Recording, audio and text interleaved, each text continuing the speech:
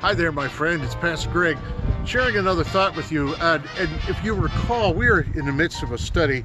We're taking a look at something called the Disciples Journal. It's a 52-week study of different characteristics that should be found in a Christian's life. This week we're talking about the topic of courage. I'm standing here today at the Gettysburg National Cemetery. Right here beside me is the site where Abraham Lincoln stood and gave his famous fourscore address. President Lincoln stood and looked out upon the hills here, this cemetery here in Gettysburg, and spoke about some terrible things that had happened in our nation at the time. If you know your Civil War history, there were two sides, polar opposites, and both sides felt that they were on the right side of history, if you will. But when I think about the battles that took place here, the soldiers that died over these few days of horrific fighting during the Civil War, automatically you think about courage. You think about the individuals that stood strong in the face of adversity. You think about the soldiers who wielded a weapon or whatever they may have done. It could have been part of a cannon. You never know. They could have been doing something to fight this battle. And we automatically think about the courage of these men as they stood strong for what they believed or what they were convicted in. But this week I want to talk about the attribute of courage. We're going to take a look at the biblical attribute of courage. I have one question I just wanted to start with as we're here, and the first question that comes to mind is, why is courage an attribute that should be found in the life of a Christian? Why should we be courageous? I mean, how is that a reflection of Christ? Well, when I think about courage in the Bible, I naturally go to King David. I think we all would say King David was a pretty courageous guy, right? I mean, as a boy standing before Goliath with nothing more than a sling and a stone. But there are, how do I say this? There are different ways of being courageous. You don't have to hold a weapon. You don't have to hold a gun. You don't have to hold a sling and a stone. You don't have to fight in a battle like here in Gettysburg in order to be a courageous Christian. No. As a matter of fact, in our world today, we need far more Christians to be courageous, not in picking up a gun or not in protesting, but in standing firm in what they believe and standing firm in their convictions.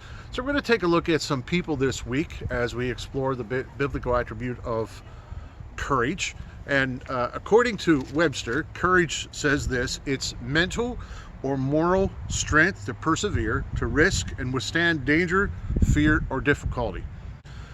And the Bible Dictionary adds this: one could be said to have tenacity as they resist opposition or hardship.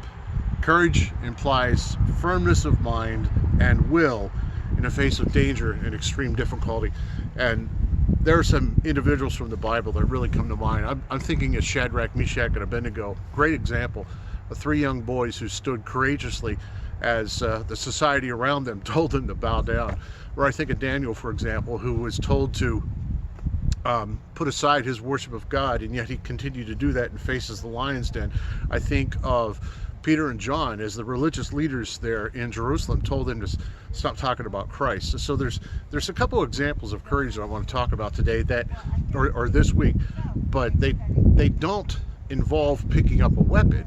No, they involve standing firm or having a certain amount of tenacity, that even though there are hardships and even though there's risk involved, you stand firm in your convictions. And this is one of the things that I really want to stress this week. The courage doesn't always imply that we need to pick up a weapon and go to war.